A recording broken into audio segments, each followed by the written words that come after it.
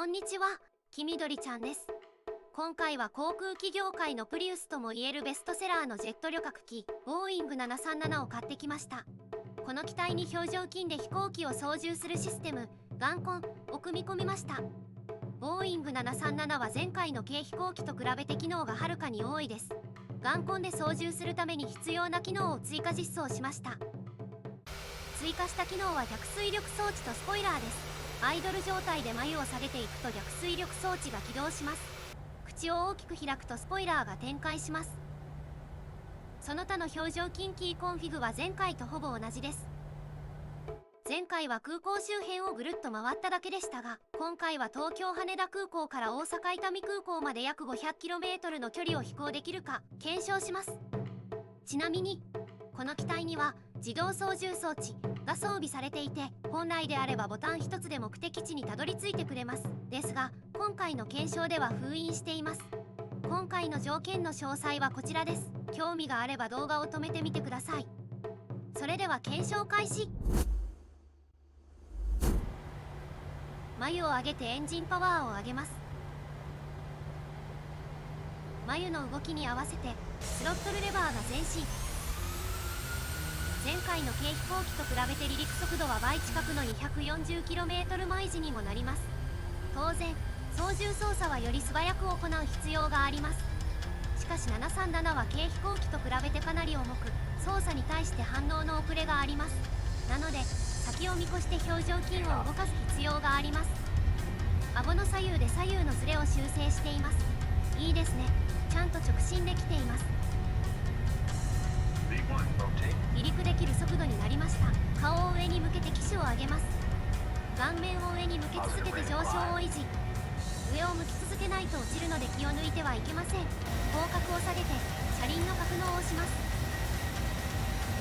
いい調子です。眼根は完璧に動作しています。眉が物理的にプルプルし始めています。まだまだ序盤なのに先が思いやられます。正面に見えるのは東京都心です。都心には入らず右に大きく旋回していきます。下を出してフラップを収納します。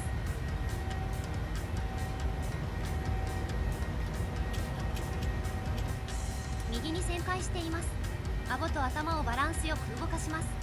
機体が大きく重いためか前回の軽飛行機より安定している気がします。東京スカイツリーを尻目に南へぐるりと U ターンします。離陸は思ったより安定していますね。あとはどんどん上昇していきましょう。雲の上まで上がってきました。風の影響も少なく思ったより安定して飛べているように見えます。高度約1万メートル、水平飛行する高度に到達しました。ここまで来ると風の影響も少なく複雑な操縦はなくなります。少しばかりの休憩タイムですね。このまま降下開始地点まで水平飛行を続けます。問題発生です。進路は分かりますが、現在地と降下開始地点が分からなくなりました。一部の計器の文字が小さくて読めないのです。顔で動かすルール上計器に触れないので表示の拡大ができません。そして顔で操縦している以上、顔も計器に近づけられません。テスト飛行は目視で飛べる範囲だけだったのでここは盲点でした。本編に戻ります。時間的にはそろそろ降下地点です。思い切って降下です。雲の上まで降下してきました。時間から考えると伊丹空港まであと10分くらいのはずです。しかし雲が厚く地上が見えず現在地が不明です。地上が見えるまで降下するしかありません。見えました。地上です。ここはどこでしょうか。まだ空港が見えないのでこれ以上高度を下げない方が良さそうです。口を閉じてスポイラーを格納。眉を使って一旦パワーを上げましょう。再び眉が物理的にプルプルし始めました。もうちょっと頑張ってほしいものです。正面雲の隙間に山が見えました。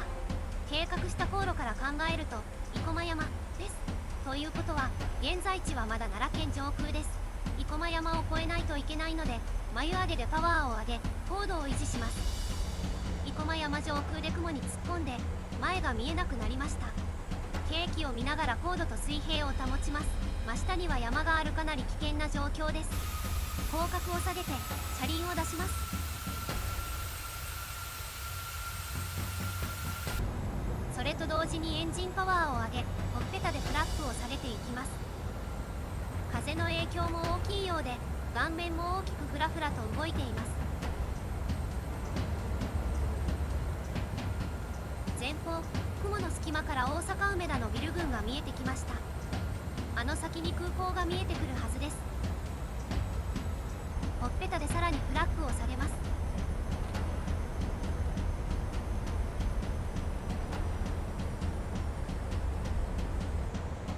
雲を抜け、空港が目視できました。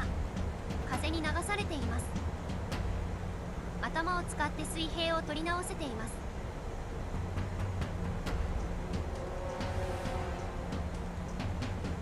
高度のわずかなズレや少しの風でも進路に影響が出るので、眉と顔をフル稼働させています。操作に対する反応の遅れもあって大忙しです。東京タワーより高度が低くなってきました。速度は 240km 毎時、新幹線に匹敵するほどの速さです。高度的にもうミスはできません。ここからはノーカットでいきます。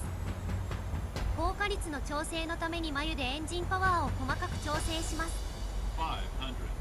そしてひたすら頭で舵の修正を続けます。滑走路は目と鼻の先です。突風などが吹かないことを祈りましょう。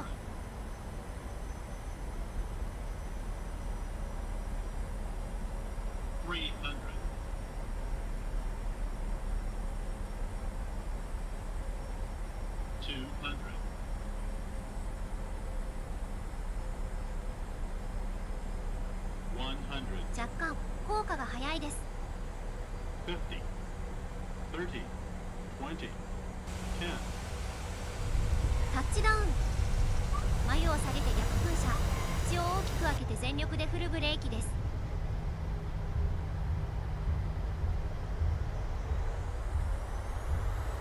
眉での逆噴射の調整が難しく誤爆しています。誤爆でなかなか止まれません。ブレーキのために口を大きく開けると、それにつられて眉が上がって加速してしまうようです。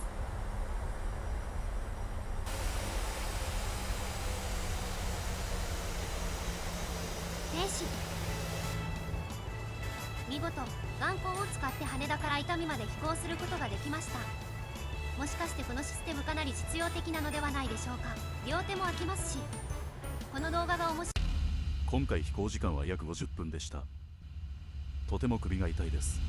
と思ったら高評価、チャンネル登録をお願いいたします。バイバイ。